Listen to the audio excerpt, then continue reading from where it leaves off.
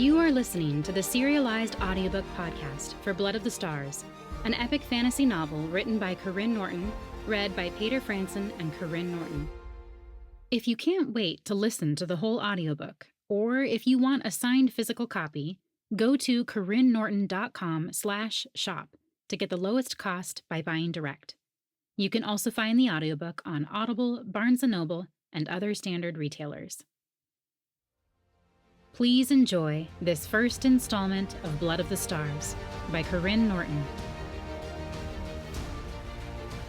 Chapter 1. Eliana held her breath as she stood on the threshold of the Stargazer's gate. It was the third place she'd tried that week, the 13th that month. She was running out of stargazers. A priest stood before her, guarding the gate as if the property held boundless treasures. Instead, it contained a modest stone tower and a freshly tilled garden, just enough for 2 servants of the stars. He stared at Eliana, his bushy white eyebrows furrowing in thought. "A golden arrow?" he asked. "It would fit in your palm," she said. "It's meant for decoration, not as a weapon." He shook his head. "Can't say I've ever seen one. Not since I've been here." Eliana bit her lip, and the old man's frown shifted to a fatherly smile. "I've only been here 30 years, though. I could be wrong." He patted her shoulder. "Come in from the cold. Just because the stars aren't out doesn't mean we can't pray over what ails you. The stars are more likely to help than an old arrow." She tried to refuse, but he tugged on her arm, drawing her into the sanctuary of the tower. Stone walls interspersed with narrow windows rose high to reveal a small opening at the tower's zenith. At night, it would reveal the dance of the stars, and worshippers would come to bow and pray. But for now, it showed blue sky and the edge of the sun. "So many priests and priestesses put stock in old artifacts," the priest mumbled. "Too much stock. They're objects, nothing more. Here is where you can find comfort and aid." He gestured at the dirt floor, and Eliana reluctantly kneeled. She wasn't opposed to the faith.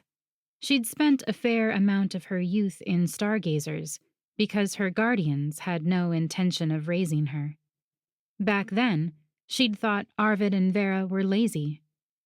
She hadn't realized they'd been biding their time, waiting for her to become useful. In the meantime, she'd grown to love the priests and priestesses who'd guided her, or really saved her, from the darkness her guardians sought. Those years of Arvid and Vera's neglect had been peaceful compared to the last 4 years. "Sometimes I find my daytime worship even more restful, without all the crowds," the priest continued, half grunting as he kneeled beside her. "There's something magical about it." Eliana choked back a bitter laugh. If he only knew. They both bent their heads, Eliana's wavy bronze locks wrapping around her like a blanket from head to elbow. The sun warmed her skin even through the windows and her thin blue dress, its power flooding her blood, though she wished it wouldn't. Despite her agitation, the priest's murmurs left her sleepy, and soon she sensed the sun's warmth flowing not just through her, but also out of her. Eliana peeked between her lashes. Green shoots poked through the hard earth. White petals unfolded from a fresh stem by her knee, far too early for the long winter, and far too fast. She swept her skirt over them, then squeezed her eyes shut again, as if she could hide the involuntary magic, not just from the priest, but also from herself. After several long moments, The priest rose. When his back was turned, Eliana reached under her skirt, plucking the half-dozen daisies that had grown around her, eager to dispose of the evidence of her wrongness. "Oh!" The old man turned. Eliana shoved the bouquet behind her back. "You might wish to try Goldrick Valley's Stargazer," he said. "I hear they've received dozens of shipments of artifacts. So many stargazers in the eastern provinces are closing down. Not enough worshippers." His eyes grew troubled, even though he still offered her a small smile. She gave a half curtsy, careful not to reveal the flowers, and backed up toward the open door. "Thank you, Father. May the stars bless you for your guidance." She slipped through the doorway before he could keep her longer, then tossed the daisies behind a cluster of wintergreen bushes. It would have been bad enough for the priest to discover her magic, but it would be even worse if Arvid and Vera discovered she'd used magic without them. Not that Eliana had any control over it. She raced to the nearby woods, ducking between pine trees and around the remaining patches of snow. Under the cover of the trees, she was no longer warmed by the sun, and she rubbed the goosebumps forming under her thin sleeves. She was careful to retrace the miles back to where she'd camped the night before with her guardians. For the millionth time, her mind and body warred over whether to return. Eliana could continue the search on her own and use the golden arrow to cross the barrier back to Vendaris, the land where half-lights like her lived. Descendants of humans and stars with star blood in their veins. People with magic. She'd leave behind Lorvandus and its fragile humans and be rid of her guardians once and for all. But they would keep searching too. What if they found it first? She wasn't even sure she could escape them. Supposedly, they'd saved her as a child from the witch burning that had taken her parents, but they'd told too many lies for her to believe that. They treated her more like a prisoner. Every time she'd tried running, she always ended up right back with them. Sometimes they tracked her, but more often, she returned. They needed the energy in her blood to do their magic, but Eliana needed them to pull the energy out before it tore her apart, or worse. She tripped over a root and caught herself on the sharp branch of a tree, the cut across her palm bringing fresh pain, followed by a hint of relief. The scent of iron met her nose, and she shook away the desire to examine the wound, to squeeze out more blood for more relief. As the energy built in her blood, it was like steam rising to fill a room. Releasing it would be like lancing a boil. The pain would be worth it. But that was Arvid and Vera's way, not hers. She tore off the hem of her skirt, wrapping it tight to cover the wound and stem the flow. Her hands trembled with the effort, more from the mental control it required to staunch the flow of energy than any physical pain. She sat for a moment, closing her eyes and counting out 10 shaky breaths. Accidentally growing daisies was one thing. Her blood was fairly harmless when contained in her body. But once the blood was removed, she shuddered. Her guardians had used it for unspeakable things. And when she'd tried running, she'd unwittingly done far worse. "What are you doing?" Eliana started at the sharp voice, the familiar tone filling her with hatred. She tucked her injured hand behind her back as she turned to face Vera, who stood several feet away, arms crossed over her ample chest. "We've been waiting all morning. It shouldn't take that long to check one measly stargazer." The older woman grunted as she turned her stout frame back toward their camp. Eliana bit back her retort. They'd slept within 2 miles of each of the stargazers her guardians had checked, but Eliana's had been twice that distance. She slowed her pace to match Vera's shorter legs. "Well, did you find anything?" Vera asked. "Nothing," Eliana said, hiding her smile. If Vera had to ask, that meant they hadn't found it either. "I was hoping to try Galdrick Valley next." Vera squinted up at her. "Why's that?" They topped a small hill, and Arvid came into view, sprawled out on a blanket in the middle of a clearing. His eyes remained closed, a half-eaten loaf leaving a trail of crumbs from his hand, across his belly, and up to his beard. "It's not too far. Seems logical," Eliana lied, then mentally begged the stars for forgiveness. They crossed the clearing until Vera could kick at Arvid's girth. "Get up!" The old man jolted awake, pawing at the crumbs. "What is it?" "Eliana wants to go to Galdrick Valley." The way Vera said it made Eliana tense. "Said it seems logical." "She did?" He stood, towering over both women, his eyes narrowed. Her guardians were opposites when it came to height and girth, but they shared enough other features: a rounded nose, pale blue eyes, and black hair lined with gray, that Eliana suspected they were siblings. After being stuck with them for 14 years, she knew better than to ask. "No other reason?" he asked. Eliana shook her head, even though she knew it was the wrong answer. It was too late to back out now. "Don't lie." Arvid slapped her across the face, jolting her head back. Her eyes stung with tears, and her cheek was like fire when she touched it. Before she could respond, he grabbed her hand, holding it out palm up to reveal her torn hem and hastily tied bandage. "What's this?" "A cut," she whispered. "You used your blood?" His face took on a red hue, and he squeezed her hand tighter. Eliana winced. "No, you know I don't know how."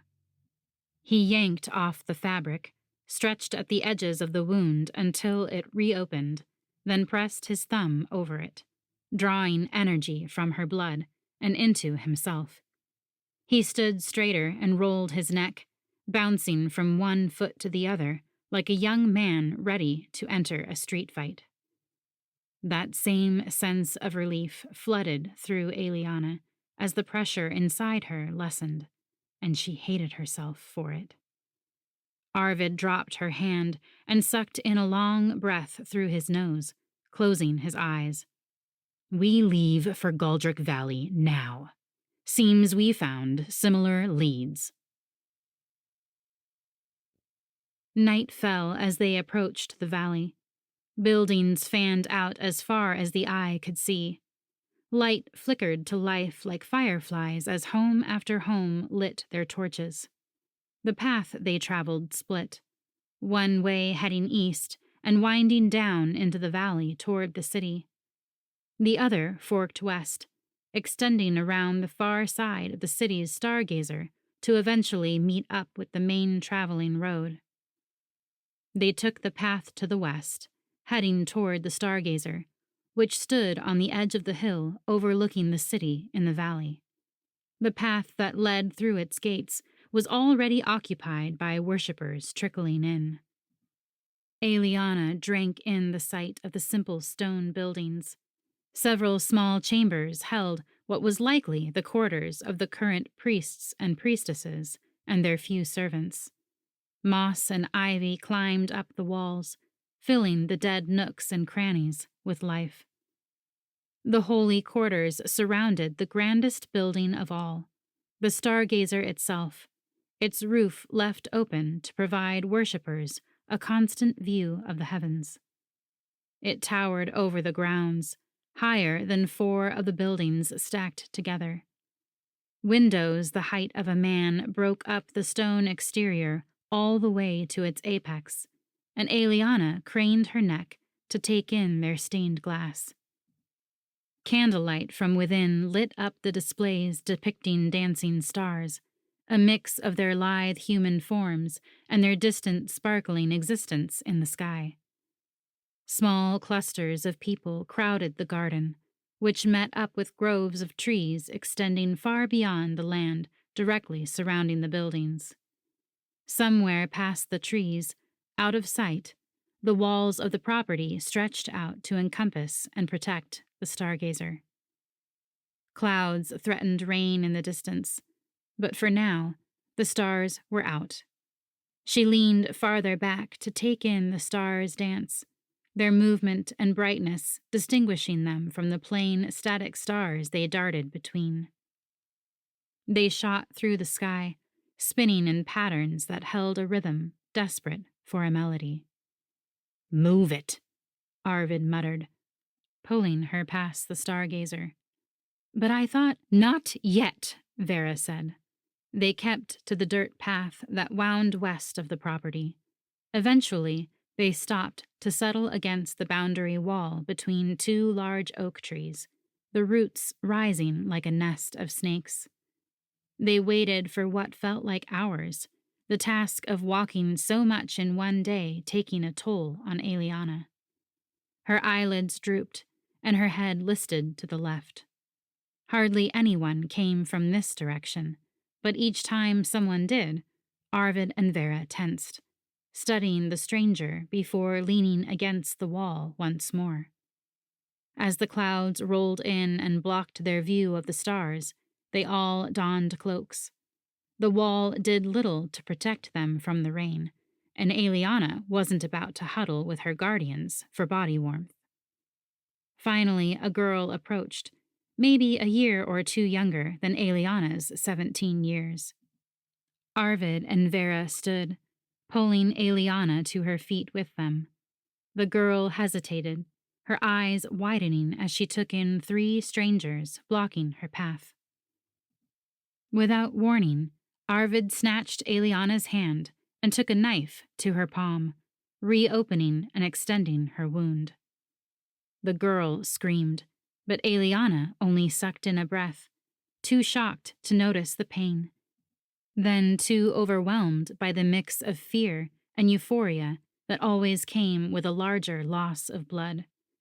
It pooled in Arvid's hands, and with it, her magic. Magic Arvid would harness. Eliana's mind dimly registered that the girl's scream had cut off, blocked by Vera's hand. Not that anyone was out here to hear her anyway. "No," Eliana murmured, her focus hazy with the internal shift. She tried pulling her hand from Arvid's grasp, but he tightened his fingers around her. "You want to get back home, don't you?" Vera dragged the girl closer. "Be with your own kind?" Eliana's vision swam, and she reached for a branch from one of the oak trees to steady herself. Not like this," Arvid scoffed. "You think these humans matter? The stars separated them from us for a reason." He stepped away from Eliana, bringing himself closer to Vera and the girl. The whites of the girl's eyes flashed in the moonlight as she screamed against Vera's hand and thrashed to get out of the older woman's grip. "We're human too," Eliana said. Or she thought she did. Her words came back to her muffled. Maybe she'd only said them in her mind. She let go of the tree and instinctively pressed against her palm to staunch the flow of blood. Blinking rapidly, she tried catching up with Arvid's intentions. When he reached a bloody hand toward the girl's throat, Eliana lunged for his back, pawing at his arm to pull him away. His arm was like a rock, fueled by her blood, and her efforts were like clawing through sludge. In moments, the girl went limp in Vera's arms, eyes just as wide, but absent of life. Arvid shrugged Eliana off with a glare. Be grateful I kept it painless. Next time you interfere, I won't be so kind. Eliana's shock pulled her from her stupor as they lowered the girl to the ground. Rain splattered on the still, pale face, tears twinkling in the moonlight. Arvid placed bloody hands on the tree roots, which came to life, slithering around the girl like the snakes they'd resembled. They wrapped around the body and drew it down into the rain-soaked earth. Despite the hard, icy ground, the body was buried in moments. The leather satchel the girl had been holding, the only proof of her existence. Eliana wanted to ask why, but even if they answered her, she couldn't trust it to be the truth. Arvid ran his thumb over her right palm, healing her wound with her magic. A faint pink scar remained, one of many on her palms. Arvid frowned, using his cloak to wipe away the smudges of blood that remained on her skin. She jerked her palm away. You need to look presentable. He nodded toward the stargazer. Eliana scratched at her scar, then ran her thumb across the tear-shaped patch of skin that was raised and deep red on her left palm. It was more like her other scars than the permanent ink she'd seen others use for tattoos. They'd never cut over that mark, and she'd had it as long as she could remember. A cold rush of blackness swept across her arm, even through her cloak. She shuddered, wrapping the fabric more tightly around her, glancing around for the shadows that might be the dark spirits drawn to her tainted blood. Arvid and Vera would welcome them like old friends, which was reason enough to hate them. She begged the stars to protect her, to keep the dark spirits from fusing with her guardians. She couldn't bear another night of that. Vera rifled through the girl's bag, pulling out a set of papers. Looks like you're Celeste now. She held the papers and the bag out to Eliana. Celeste, the future priestess in training. Understanding dawned, and Eliana swallowed hard. You knew she was coming. You planned this. It wasn't the first time her guardians had killed using her blood, but it was the first time they'd done it for her. Her stomach churned, the broth she'd had earlier threatening to surface. You get in, you find the golden arrow, and you get out, Arvid said.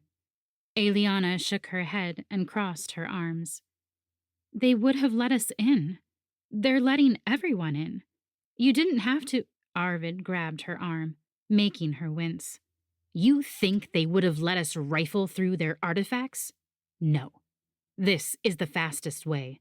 You'll have access to everything now. The sooner you bring us the golden arrow, the sooner we can take you home and leave all your precious humans alone. Don't waste the girl's sacrifice. He snatched the bag and papers from Vera before shoving them into Eliana's arms, forcing her to take a step back. She glared at him, hating the way he put the blame on her shoulders, the way it even felt right. He'd used Eliana's blood, her magic. The reminder stung, but it also gave her hope. He needed her blood. He needed her magic. She slung the leather bag over her bony shoulder and folded the papers, tucking them inside her sleeve to keep them from getting too wet. She gripped the strap against her cloak, hoping her guardians wouldn't notice how her hands shook. I'll find the golden arrow. The one that hums at your touch, Vera reminded her. And then we'll take you home, Arvid said. We're giving you 2 weeks to do this your way, but if you haven't found it by then, we do things our way. He didn't have to explain how many would suffer in that scenario. By then, without any bloodletting, the sun would have filled her blood with energy 10 times over. She'd be so bloated with her magic, releasing its valve would create a deadly geyser. Eliana clenched her jaw and nodded, turning her back on them. She would find the arrow, and she would take it home to Vendaris without them. She prayed to the stars for strength. Celeste never should have been killed, but Arvid and Vera were right about one thing. Eliana wouldn't waste the girl's sacrifice. Chapter 2. 3 hours into the party, Karyne eyed a fork near his parents' anniversary cake, weighing the risks and benefits of stabbing himself. A significant enough injury could get him removed from the obnoxious crowds filling the palace rooms, but it would be hard to make it look like an accident. Besides, he hadn't found his sister yet. If Enla didn't see him, he wouldn't get credit for attending, and he needed credit before he could leave. He glanced out a window, eyeing the angle of the moon. He was running out of time. Dozens of familiar faces, plus many others he didn't recognize, swam before him, all decked out in their finest suits and dresses as they mingled in the main hall. Enla had spared no expense. Lanterns lined the hall, making the extravagant floor-to-ceiling windows gleam like obsidian, reflecting and doubling the already full room. Calla lilies, native to their swamps, were placed strategically throughout the room. Chrysanthemums, symbolic of loyalty and honesty, lay nestled in the dual purple vases Karyne had fetched all the way from Andel. Fish, fruit, cheese, and several delicacies that had likely given their cook gray hairs filled the tables. More lanterns floated through the room, a display of both power and opulence, highlighting the royal family's abundant access to magic, their blessing from the sun. Karyne closed his eyes, blocking out the flashy fabrics competing for attention. The buzz of nobles attempting to outdo one another put him on edge, so when he opened his eyes again, he focused on the door his sister should walk through. Lenda pressed up against him, wrapping a possessive hand around his arm. Karyne held his breath against her noxious perfume, but his attention veered from the doorway, lingering on her blonde ringlets and red lips. He scratched at the bond mark on his left palm as if he could pick it off and break the connection that had been forcing them together since childhood. One of the many curses of royalty. "Hardly anyone is dancing," she said. "And the desserts are melting. Do you see how awful they look?" She peered around a noblewoman to examine the contents of a table and shuddered. "I'm sure they're still delicious. There's chocolate in them." He reached over and grabbed a piece of candy, popping it in his mouth. He hummed his satisfaction. "See, it's perfect." Lenda didn't even pay attention as she scanned the crowd, offering judgmental frowns for the gowns she didn't like. "It's a wonder everyone's still here when your parents haven't even shown up." "You're welcome to go home if you'd like," he offered. She stuck out her lower lip. "You know that's not what I meant." "No," Karyne agreed, "but what you really meant sounded a bit judgmental of the king and queen, so—" Her face blanched. I wish they'd come, that's all." She stood on tiptoe, craning her neck to see the dais at the edge of the main hall. "Oh, Enla's dress is to die for." Lenda's voice grated on his nerves, even as another part of him was drawn to it. He followed her gaze across the dancing guests until he'd found his sister. She'd finally arrived and was, in fact, wearing a stunning gold gown, symbolic of the crown she would one day inherit from their father. Her bondmate guided her up to the platform where they sat, barely touching, to watch the remainder of the event. Croft's stiff black hair, rigid limbs, and hovering attention gave him more of a guard's appearance than a bondmate's, unlike Enla, whose grace and beauty practically embodied a glowing star. Enla and Karyne shared their father's sun-kissed brown hair. Karyne kept his tucked away under his ridiculous hat, but her chin-length strands were intricately braided away from her face. It left the heart-shaped charm of her starlock exposed where it dangled across her forehead on a delicate chain. Karyne frowned, wishing she kept the source of her power tucked out of sight. Only 2 other chairs graced the dais, confirming that Enla didn't expect him to fulfill any hosting duties. He sighed in relief. Enla and Croft scanned the haughty nobles lining the room as if looking for someone worth their attention. Really, they waited for the king and queen of LNS to arrive for their own party. Everyone did. Karyne supposed 50 years of bonding was a big deal, but he and Lenda had been bonded for 20 years already, since he was a toddler, and he didn't think that was anything worth celebrating. Karyne raised a hand, waving it like a ridiculous child over the heads of the people. Several around him covered their mouths and whispered, but along with the gossip, his efforts had the desired effect. Enla's gaze flicked to his. "Isn't it gorgeous?" Lenda tried again. "I love how it brings out the highlights in her braids." Karyne scanned his sister's dress once more, then hummed his agreement with Lenda as Enla's eyes narrowed in his direction. Enla was a pneumatic progeny, gifted with the ability to sift through a soul's future, but as his sister, she also had the uncanny ability to read his every emotion. He forced a grin and blew her a kiss, stepping closer to Lenda. Enla hesitated, clearly warring between approval of his presence with Lenda and irritation with his antics. Eventually, she nodded, and her gaze moved on. Now that she'd seen him in attendance, his duty had been fulfilled. Karyne slipped his arm out from Lenda's grip, placing his hand on the small of her back. He bent close to her ear. "Why don't I go get you a drink?" She preened under his attention. The bond mark on his palm twinged at the lie, but as usual, it never manifested into actual guilt.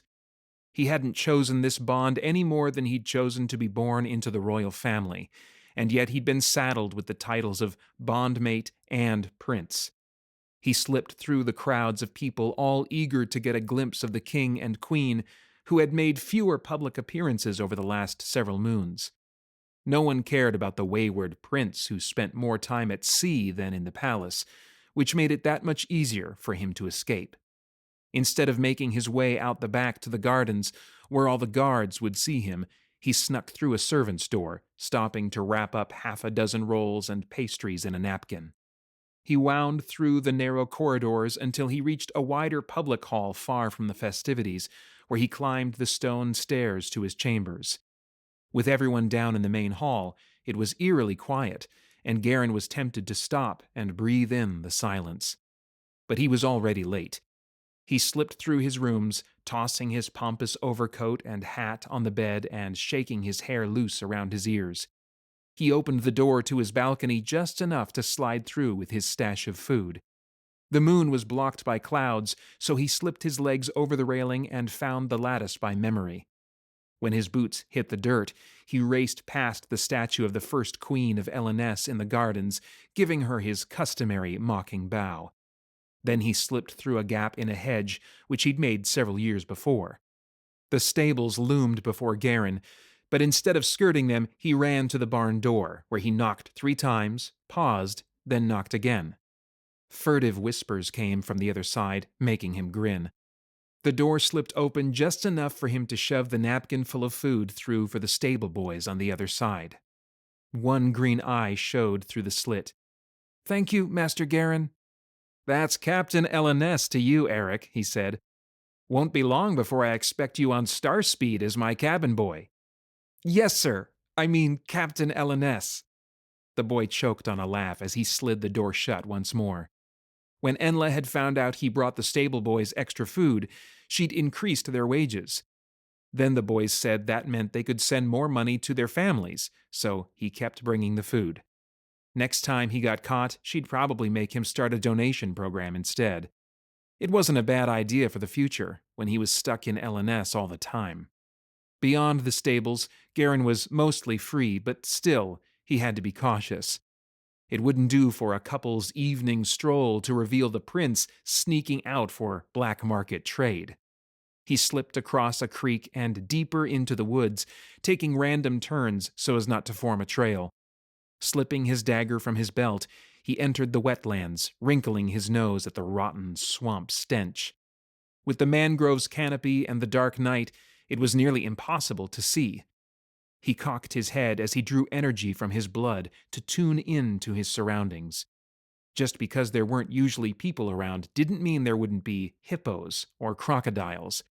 As a noetic progeny, he could tune into the mind, or more specifically, the memories of a mind, even one that had come and gone, leaving traces of their recent memories behind.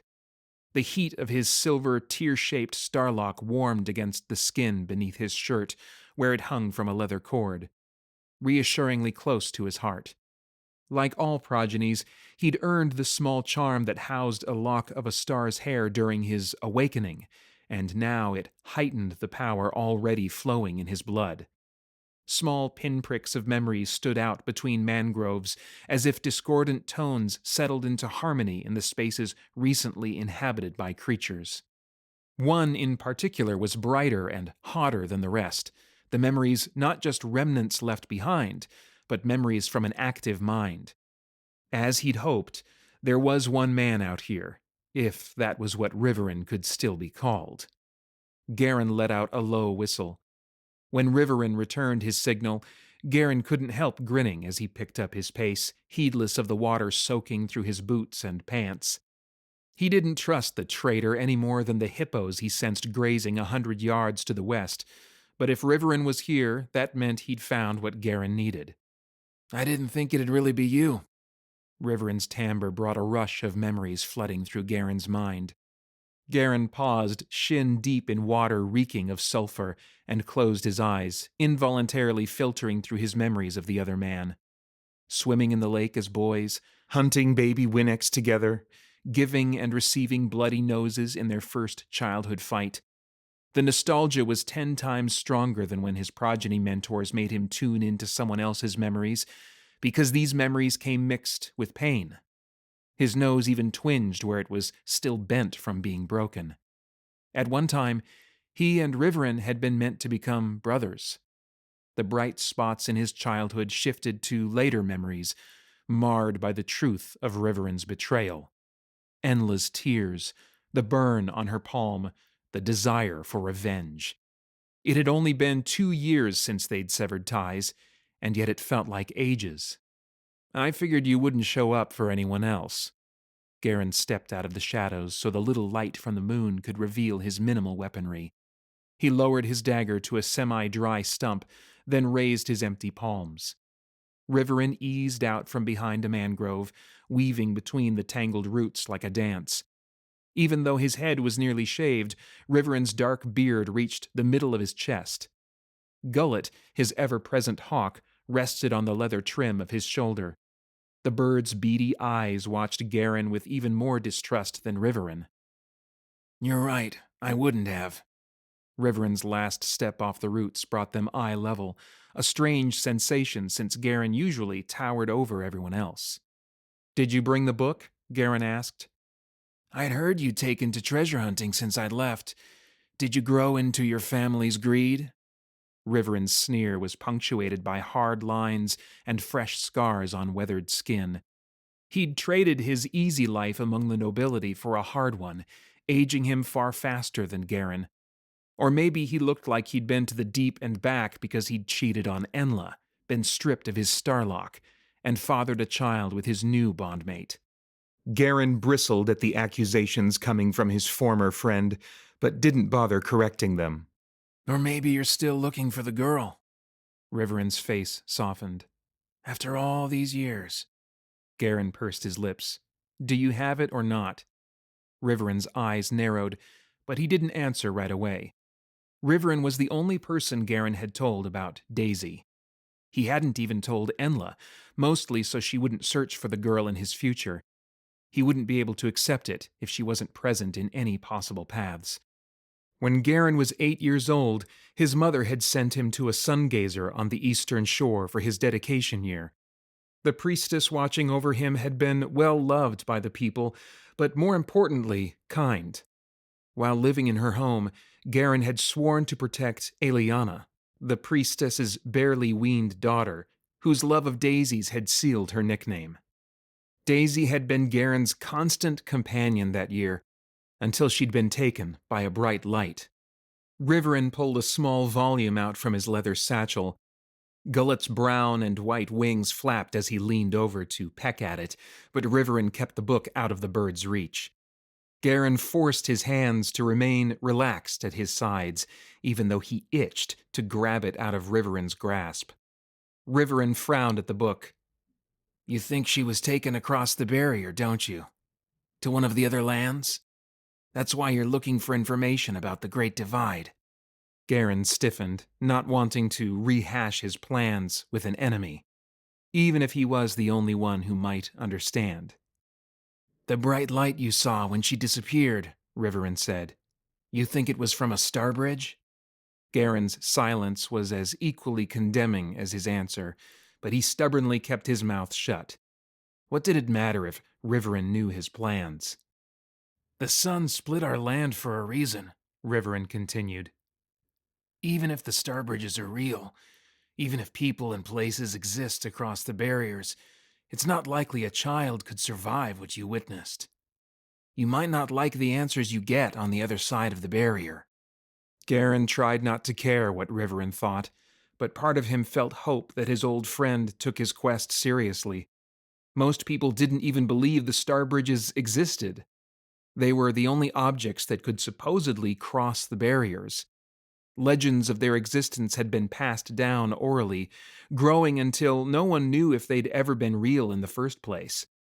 Feathers that turned a man into a bird so he could fly over the barriers.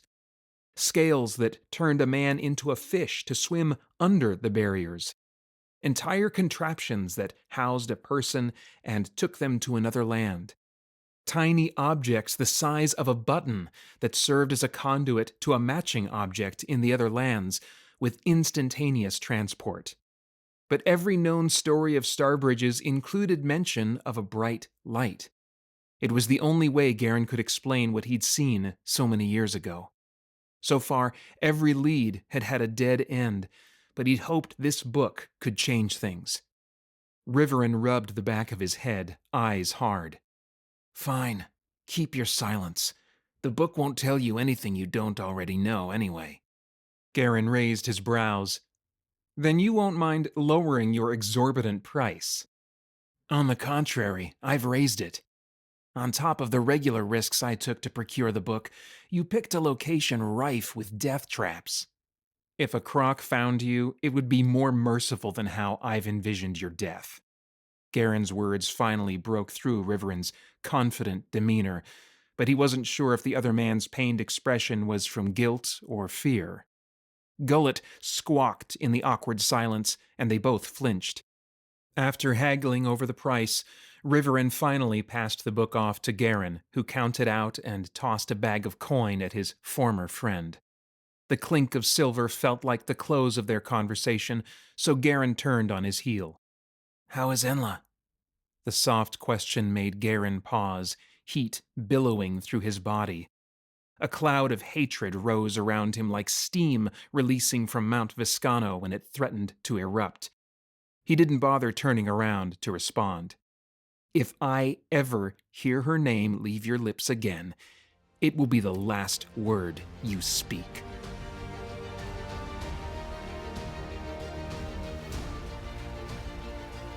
I hope you enjoyed listening to this first installment of Blood of the Stars by Karyne Norton.